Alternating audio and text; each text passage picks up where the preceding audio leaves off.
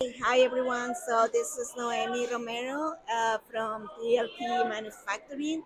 I work for the electronics division, and this is my very first time at CES Vegas 2026. I'm surprised about all that new technologies are here and how innovative ideas for the new startups and I mean, so you can see all the news about the flat screens, very tiny screens, and all the applications for robots that is a reality. It's not just a concept now; it's a reality.